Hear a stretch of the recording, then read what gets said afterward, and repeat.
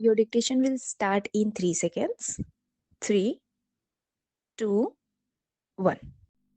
Sir, the bill was referred by the Lok Sabha on the 15th November 2010 to a select committee of 15 members of the House.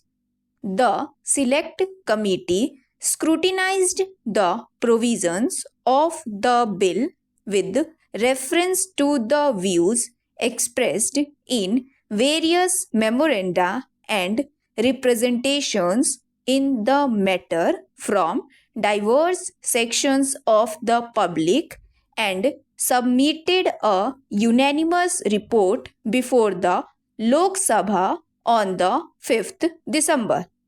In the bill, as reported by the committee, two sets of amendments have been made in Clause 3 thereof, and the substantive provisions in Clause 4 have been modified, which I shall refer to later. The amended bill, as reported by the committee, was passed by the Lok Sabha without any further amendments on the 14th December.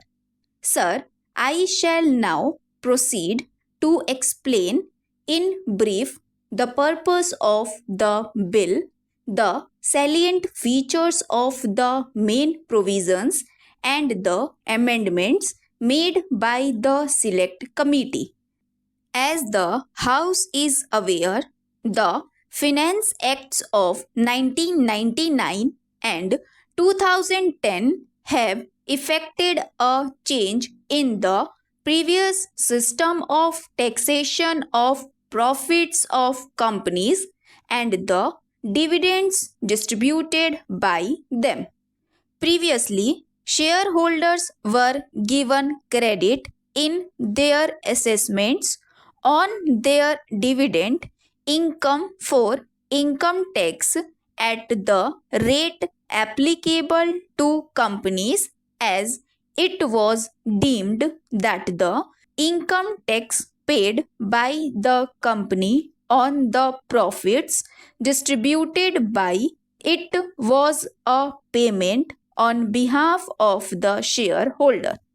Under the revised scheme of taxation, this legal fiction has been abolished, and therefore shareholders are no more entitled to receive credit for the income tax paid by the company in respect of the profits distributed by it. Simultaneously, the rate of the tax payable by Indian companies and other companies who have made arrangements for the declaration of dividends in India has been reduced. Further, the tax based on excess dividends and wealth tax on companies have been abolished. It was expected that with the reduction in taxes and the consequent increase in the distributable funds of companies, they would be declaring higher dividends both on their preference and ordinary shares.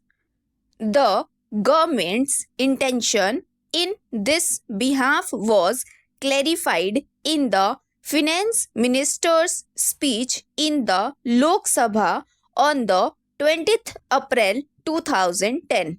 However, in the case of preference shareholders who, according to their contracts, are entitled to dividend at fixed rates, this expectation did not materialize. Some companies expressed their willingness to increase the preferential dividends, but they indicated that the practical difficulties in the way of declaring higher dividends on preference shares could not be removed by suitable legislation.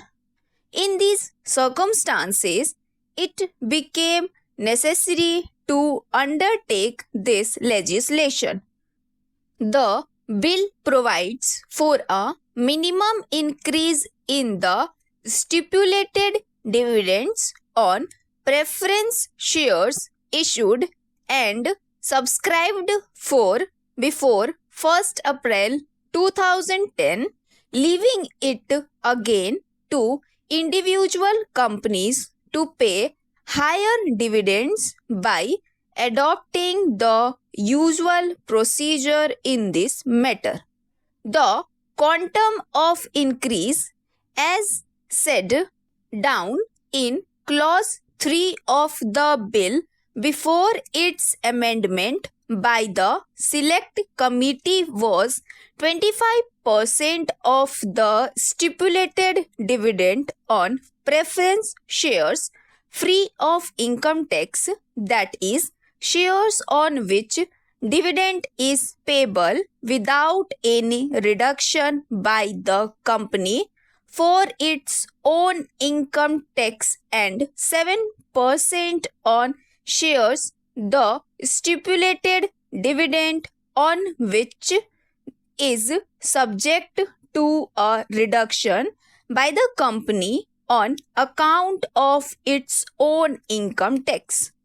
The select committee have raised the quantum in the case of preference shares free of income tax from 25 to 30%, and consistently with this, they have also enhanced the rate of increase on preference shares. In recommending a further increase in preferential dividends, the select committee had to take into consideration two contrary views on the issue. In several representations, it was pleaded that the quantum of increase should be raised as high as 42%, whereas in some other representations, the view taken was that the increase already specified in the bill was adequate and that it should be left to the decision of the companies to pay any higher dividend. The select committee have gone into this matter carefully and have adopted a via media which reflects their awareness of the position that all companies may not have the same capacity for payment of larger dividends, and that the best course would be to lay down a minimum increase, leaving it to the discretion of companies to pay a higher dividend by following the usual procedure in the matter. I shall now proceed to certain other salient features of the bill. In regard to companies whose profits are only partly chargeable to tax, the rest being exempt, clause 4 of the bill as it stood before its amendment by the select committee provided that such portion of the dividend which was attributable to the taxed profits of the companies would be increased.